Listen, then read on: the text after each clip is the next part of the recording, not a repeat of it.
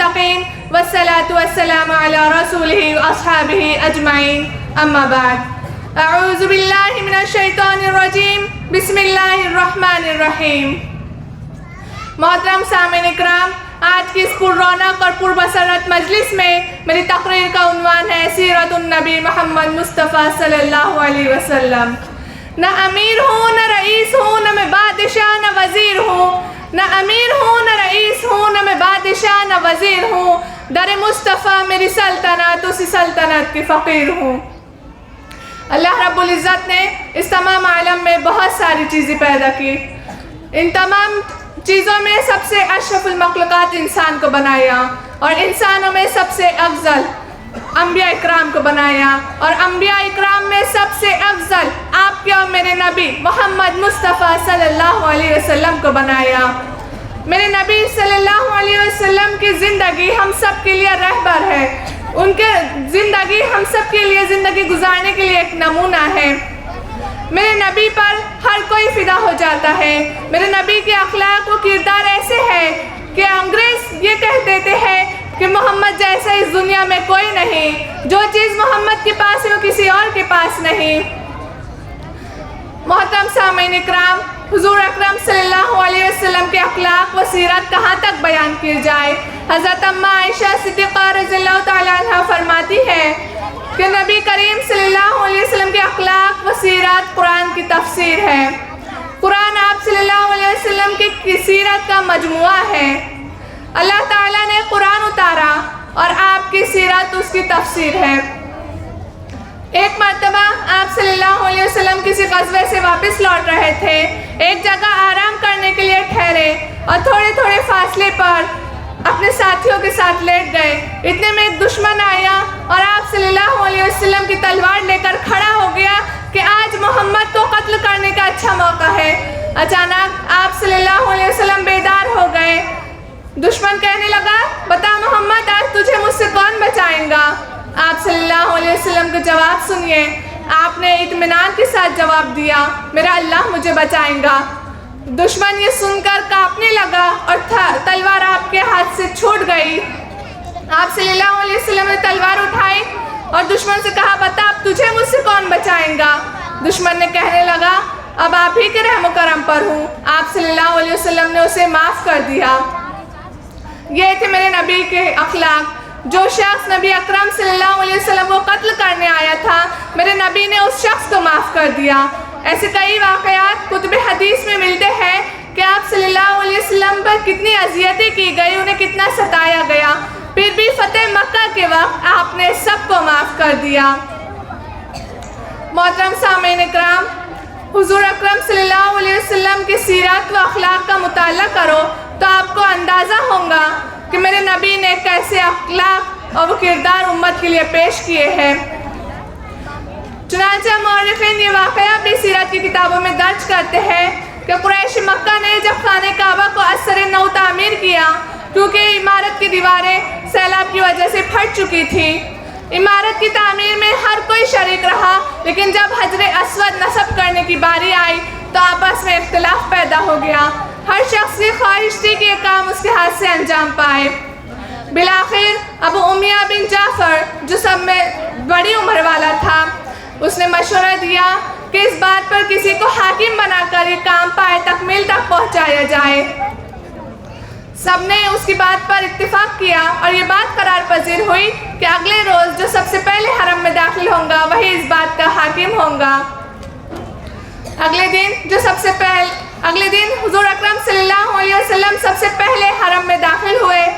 جب آپ کو خانہ کعبہ کے دروازے پر پایا تو لوگوں نے نعرہ لگا دیا، ھذا الامین رضیناہ، ھذا الامین رضیناہ، یعنی یہ امین ہے اور ہم ان کے فیصلے پر راضی ہیں، یہ امین ہے ہم ان کے فیصلے پر راضی ہیں۔ حضور اکرم صلی اللہ علیہ وسلم نے اپنی فراست اور زیرکی سے تدبیر کی، ایک چادر بچھائی، اس پر حجر اسود کو رکھا اور تمام سرداروں کو حکم دیا کہ اس چادر کو لے چلو۔ اس چادر کو وہاں تک لے جایا گیا جہاں پر حجر اسود نصب کرنا تھا۔ پھر حضور اکرم صلی اللہ علیہ وسلم نے اپنے دست مبارک سے حجر اسود کو نصب کر دیا۔ حاضرین غور فرمائیے، قریش مکہ میں جو جھگڑا سالوں سال چلتا رہتا تھا، میرے नबी ने वो मिनटों में सुलझा दिया। चुनांचा आज भी अगर कोई शख्स किसी कौम का कायद बनता है तो उसे चाहिए कि हुजूर अकरम सल्लल्लाहु अलैहि वसल्लम के अखलाक व किरदार व सीरत का मुताला करके उसको अमली जामा पहनाइए। इंशाअल्लाह जो रोज़ रोज़ के जुल्म, मजालिम, दंगा, फसाद, खून व खराबत देखने में आ रहे हैं, ये खुद ब खुद मिट सकते हैं। अल्लाह ताला आपको और मुझे तमाम आलम इंसानियत को हुजूर अकरम सल्लल्लाहु अलैहि वसल्लम की सीरत के मुताबिक ज़िंदगी गुजारने की तौफीक अता फरमाए। आखिर में एक शेर पर अपनी तकरीर ख़त्म करूँगी। इस दरख्वास्त के साथ ये शेर पेश करती हूँ कि ये शेर आपने हर किसी ने तकरीबन कहीं सुना है, कहीं पढ़ा है, लेकिन आज इस दरख्वास्त के साथ पेश करती हूँ कि इस शेर में जो छुपी गहरी बात है उसे खुद तलाशिए। जब आपको बात समझ में आ जाएंगी तो इंशाअल्लाह यकीनन आपकी दुनिया व आखिरत दोनों संवर जाएंगी। कि मोहम्मद से वफा तूने तो हम तेरे हैं, कि मोहम्मद से वफा तूने तो हम तेरे हैं, ये जहाँ चीज़ है क्या लौह वो कलम तेरे हैं, वमा अलैना इल्लल बलागुल मुबीन। इस बज़्म की आखिरी मुसाहिमा सुहाना शेख गुलाम।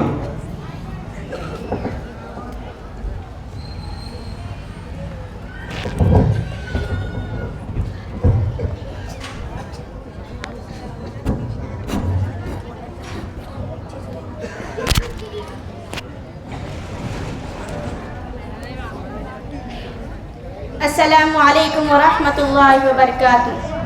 अल्हम्दुलिल्लाहि व कफ़ा व सलामुन अला इबादिहिल्लज़ीना इस्तफ़ा, अम्मा बाद, फ़अऊज़ु बिल्लाहि मिनश शैतानिर रजीम, बिस्मिल्लाहिर रहमानिर रहीम।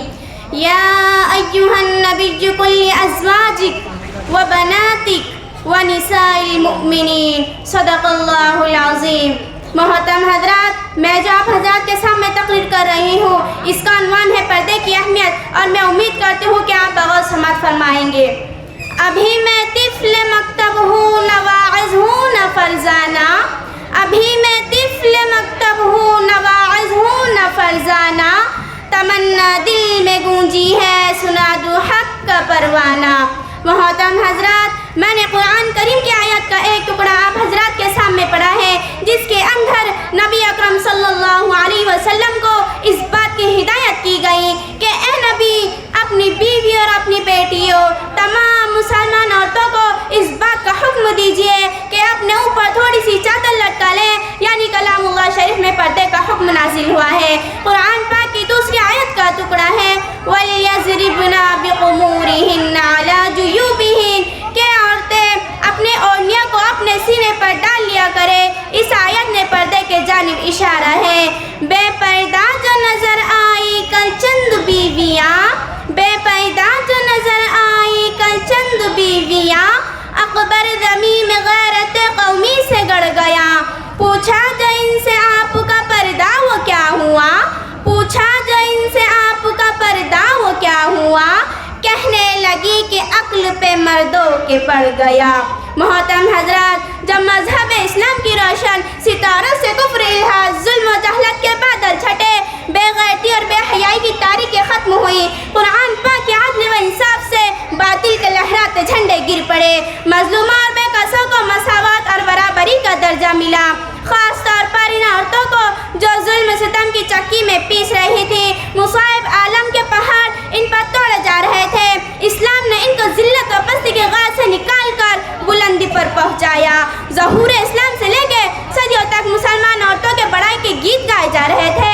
तारीख़ और आँख खोली जाए तो गैर मुसलमान औरतों पर मुसलमान औरतों की फजीलत और बेबतरी दिखाई देंगी, लेकिन देखते ही देखते पूरी दुनिया में शैतानी डंके बजने लगेंगे। मुसलमान औरतों को मक्कारी व यारी के फंदे में फंसाने के इरादे होने लगेंगे। मुसलमान औरतों को इस घर की चार दीवारी से निकाल कर सरेआम बदनाम व रिस्वा करने की अनथक कोशिश की गई। ऐसे शमई महफिल बनाकर दरिंदा सिफत इंसान के हवाले किए गए, पर्दे के मुखालिफात में लाखों सिफात सियाह कर दिए गए।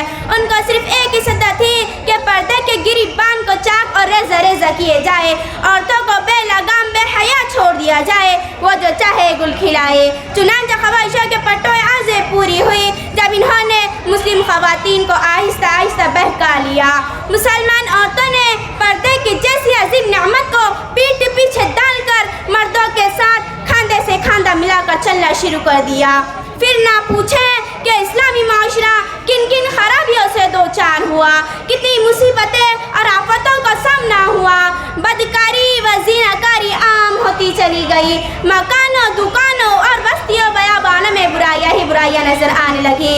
محترم دوستو، اگر اسلام کے دشمن طاقت یورپ امریکہ پردے کے خلاف نعرہ بلند کریں تو اس پر ہمیں کوئی تعجب و حیرانی نہیں، چونکہ اسلامی تعلیمات کو ہر طرح بدنام کرنے کا ان کا شیوہ بن چکا ہے۔ مگر افسوس کے صدا افسوس کہ آج ہماری قوم کے اکثر لوگ جو مسلمان ہونے کا دعویٰ کرتے ہیں اور محمد عربی صلی اللہ علیہ وسلم کی امتی کہلاتے ہیں، وہ بھی اسی ذہنی غلامی کا شکار ہے۔ خاص طور پر انگریزی تعلیم یافتہ طبقہ زیادہ اس میں مبتلا ہے، وہ بھی پردے کے معاملے میں اسلام دشمن کے ساتھ ہے۔ انہی کی دوش بدوش چڑھ رہی ہے کہ کسی شاعر نے ایسے لوگوں کے بارے میں کہا ہے، انہی کی محفل سنوارتا ہوں، انہی کی محفل سنوارتا ہوں، چراغ میرا ہے رات ان کی، انہی کی مطلب کی کہہ رہا ہوں، انہی کی مطلب کی کہہ رہا ہوں، زبان میری ہے بات ان کی۔ محترم دوستو، آج پردے کے مسائل کو لے کر مناسب بزایا مضبوط نگاریاں ہوتی رہتی ہے، پردے کے خلاف تحریکیں چلتی ہے، پردے کو ایک بہت بڑی ناانصافی کہا جاتا ہے، عورتوں کے لیے پردے کو قید و بند سے تعبیر کیا جاتا ہے اور کہا جاتا ہے کہ پردہ قید ہے، پردے کی وہ حیثیت بتائی جاتی ہے۔ آج مغربی تہذیب نے عورتوں کی شرم حیا کی دولت کو لوٹ لیا ہے اور کہتے ہیں کہ پردہ کرنے سے ترقی نہیں ہو سکیں گی۔ نتیجہ یہ ہے کہ آج ہماری خاندانی اور معاشرتی نظام تباہ ہو چکا ہے، اخلاق و عادات اور شرم حیا کے جنازے نکل چکے ہیں۔ اسلام کے پاسبانوں عورتوں کے تمام ذمہ داریوں کو لے کر سپرد ہے کہ ان کو بے حیائی و بے غیرتی کے بھنورے پھنسنے نہ دے، عریانیت اور ان کے ننگے پن کو معاشرے سے دور رکھے، ان کو اسلامی معاشرہ اور اسلامی خواتین سکھائے اور شریعت کے مطہرہ کے سانچے میں ڈھلنے کے طریقے بتلائے۔ اگر آج ہم نے ان کو گناہوں اور برائی کے دلدلوں میں پھنسنے دیا تو کل قیامت میں ہم خدا گرفتار سے بچ نہیں سکیں گے۔ خدا وحدہ لا شریک سے دعا کیجیے کہ وہ ہمیں اسلامی احکام اور اسلامی تعلیمات پر چلنے کی توفیق عطا فرمائے اور ہمارے معاشرے کو اسلامی معاشرہ بنائے۔ میں آخر میں ایک اشعار کہہ کر میں اپنی جگہ لینا چاہوں گی۔ میری بہن حیا کر، میری بہن حیا کر، یوں جسم کو دکھا کر، سر سے ردا ہٹا کر، خود کو بنا سجا کر، سڑکوں پہ مت چلا کر۔ میری بہن حیا کر، میری بہن حیا کر، عورت تو وہ ہے جو کہ غیر کی نظر سے خود کو بچائے رکھنا جامے میں اپنی آ کر۔ میری بہن حیا کر، میری بہن حیا کر، اسلام کا ہے کہنا ایمان میں خلل کا، باعث ہے تیرا جلوہ مردوں پہ یہ عطا کر۔ میری بہن حیا کر، میری بہن حیا کر، تیری ہے کچھ عطا ہی، تیری ہے بے حیائی، شوہر سے بے وفائی، شوہر سے تو وفا کر۔ میری بہن حیا کر، میری بہن حیا کر، عظمت وقار عفت پردہ ہے تیری بدولت، پردہ ہے تیری عزت، عزت کو رکھ بچا کر۔ میری بہن حیا کر، میری بہن حیا کر، ہے یہ گناہ اکبر، دنیا ہے بد سے بدتر، دوزخ تیرا مقدر، دوزخ سے تو ڈرا کر۔ میری بہن حیا کر، میری بہن حیا کر، پردے میں رکھ کر تو جتنی چاہے ترقی، حاہل نہیں ہے کوئی، بڑوں کی بھی تو سنا کر، بڑوں کی بھی تو سنا کر، وما علینا الا البلاغ۔ جزاک اللہ خیر و احسن الجزا۔ ہمارے مسائلین کا سلسلہ ختم ہوتا ہے۔ میں ہمارے صدر جلسہ سے گزارش کرتا ہوں وہ اسٹیج پر تشریف لائے۔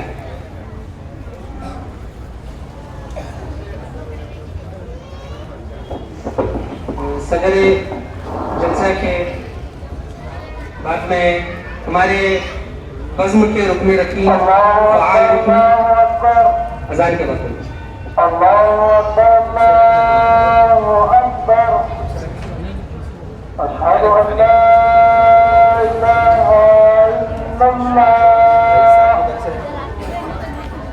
اشہد ان لا الہ الا اللہ اشہد ان محمد رسول اللہ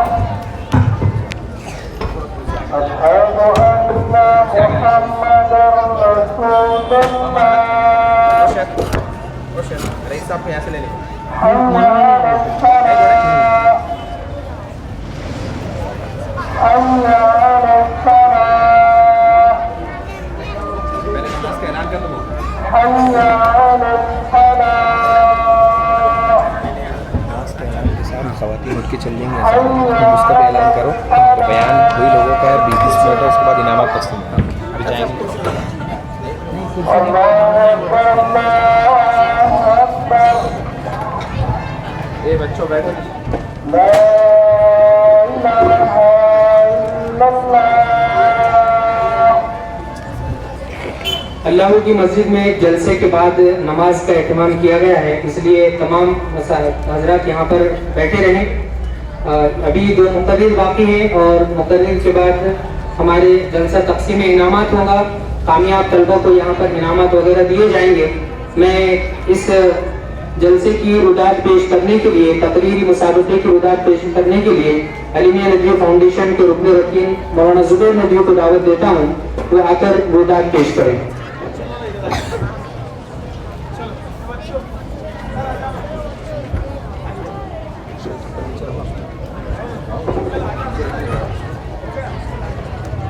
السلام علیکم ورحمۃ اللہ وبرکاتہ.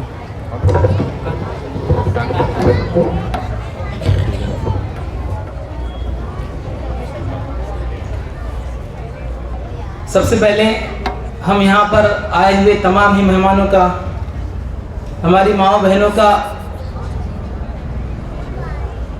علیمیہ ندوی فاؤنڈیشن کی جانب سے شکریہ ادا کرتے ہیں کہ آپ نے ہماری دعوت پر یہاں آ کر طلبہ اور کارکنان کی حوصلہ افزائی فرمائی.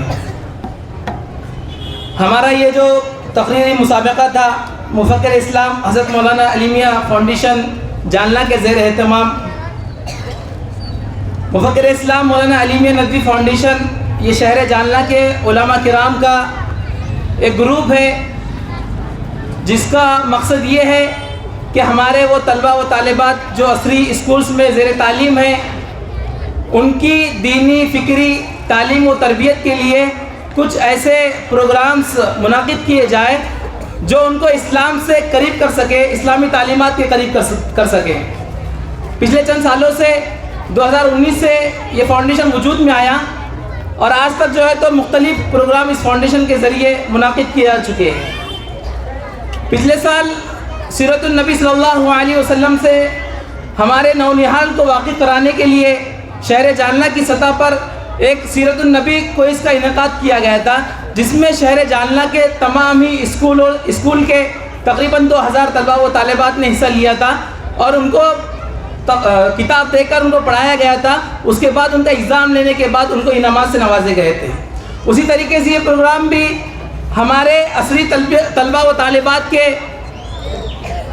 ان کے اندر کانفیڈنس پیدا کرنے کے لیے, خود اعتمادی پیدا کرنے کے لیے, ان کو جو ہے تو اسکالر اور آتھر بنانے کے لیے ایک چھوٹی سی کوشش کی گئی تھی تاکہ ہمارے وہ بچے جو اردو میڈیم یا انگلش میڈیم یا مراٹھی میڈیم میں پڑھتے ہیں آگے چل کر فیوچر میں جب ان کو اسلام کو پریزنٹ کرنے کا, اسلامی تعلیمات کو لوگوں کے سامنے پیش کرنے کا موقع ملے تو وہ اپنی اپنی لینگویج میں جو ہے تو لوگوں کے سامنے اسلامی احکامات کو پیش کر سکے اور اسلام کا ڈیفینس کر سکے.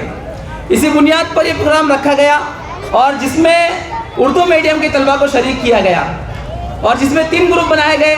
پہلا گروپ ایک گروپ جس میں 4 سے لے کر 7ویں تک کے طلبہ و طالبات کو شریک کیا گیا, ہر اسکول سے 3 بچوں کو شریک کرایا گیا. دوسرا گروپ جو ہے تو 8ویں سے لے کر 10ویں تک کے طلبہ و طالبات کے لیے تھا, جس میں ہمارے شہر جانلا کے تقریباً 20 اسکولوں کے طلبہ و طالبات نے حصہ لیا. اور اس کے بعد تیسرا گروپ جو ہے تو 11ویں سے لے کر PG تک کے ہمارے طلبہ و طالبات کے لیے کمپٹیشن رکھا گیا تھا, اسپیچ کمپٹیشن اردو میڈیم کے. ان کو جو ہے تو اس میں تقسیم کیا گیا اور اس کے بعد ان کو جو انعامات دینے تھے یہ پہلے سے طے تھے کہ ہم پرائز کی شکل میں ان طلبہ و طالبات کو انعامات دیں گے. لیکن جس وقت اردو میڈیم کے طلبہ و طالبات کا پروگرام چل رہا تھا تو ہمارے کچھ مخیرین حضرات اور کچھ مخلصین حضرات جب پروگرام میں آئے تو انہوں نے یہ مشورہ بھی دیا اور ان کی یہ رائے بھی آئی کہ ہمارے جو وہ طلبہ جو مراٹھی میڈیم یا انگلش میڈیم کے جو طلبہ و طالبات ہیں ان کے بھی درمیان اس طریقے سے پروگرام رکھنا چاہیے. اور کچھ صاحب خیر حضرات نے جو ہے تو یہاں پر جو سائیکلز رکھی ہوئی ہیں اور جو دوسرے انعامات رکھے ہوئے ہیں انہوں نے ان کی اپنی طرف سے جو ہے تو اس کا انتظامات کیا. اس لیے یہ بات آپ کو واضح کر دینا چاہیے, آپ کے سامنے آ جانا چاہیے کہ جو اردو میڈیم کے جو گروپ ہیں ان کے جو پرائز ہے وہ جو ہے تو پیسوں کی شکل میں ہے, اور مراٹھی اور انگلش میڈیم کے جو طلبہ و طالبات کی پرائز ہے وہ جو ہے تو سائیکلز اور دوسری چیزوں کی شکل میں ہے. اسی طریقے سے انگلش میں اور مراٹھی میڈیم کے تقریباً 32 اسکولوں کے 70 طلبہ و طالبات نے پروگرام میں حصہ لیا, اور جو پروگرام اقصی مسجد میں منعقد کیا گیا تھا وہاں پر بچے آئے اور بہت ہی بہترین انداز میں تقریر پیش کی, اور جس کے 2-3 نمونے آپ نے دیکھے ہیں. میں اتنا کہہ کر آپ سب سے اجازت چاہتا ہوں کہ اللہ تبارک و تعالی ہم سب کو ایسے ہی, اور خاص طور سے فاؤنڈیشن کے ممبران کو, اراکین کو اخلاص کے ساتھ اور للہیت کے ساتھ ایسے ہی ہم سے دین کا کام لیتے رہے, اور ہم کو ایسے ہی اتحاد کے ساتھ, اتفاق کے ساتھ اور اخلاص اور للہیت کے ساتھ اللہ ہم کو کام کرنے کی توفیق عطا فرمائے. وآخر دعوانا الحمدللہ رب العالمین.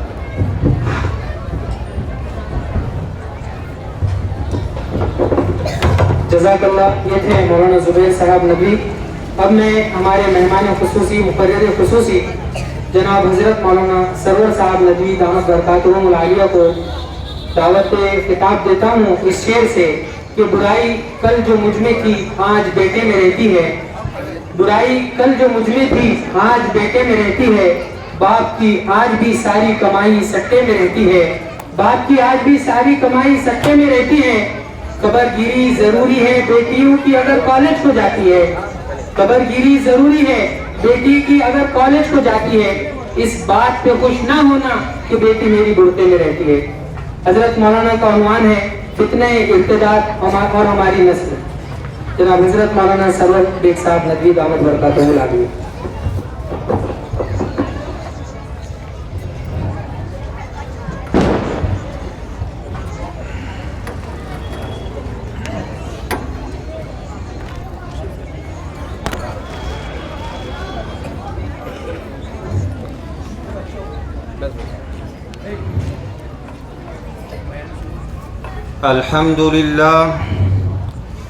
الحمد لله رب العالمين, والصلاة والسلام على سيد الأنبياء والمرسلين محمد وعلى آله وأصحابه أجمعين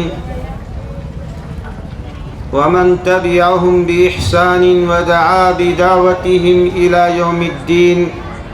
أما بعد, فأعوذ بالله من الشيطان الرجيم.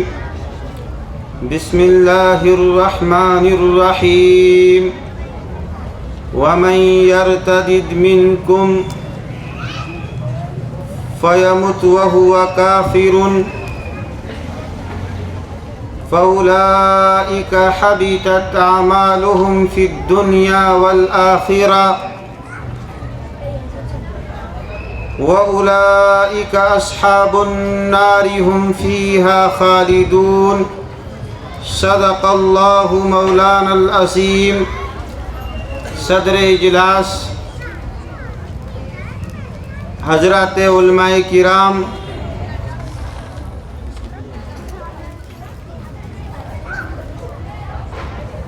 بزرگوں، نوجوان بھائیوں، بچوں اور قابل احترام دینی بہنوں اور عزیز بچیوں، آج کا یہ پروگرام جو حضرت مولانا مفکر اسلام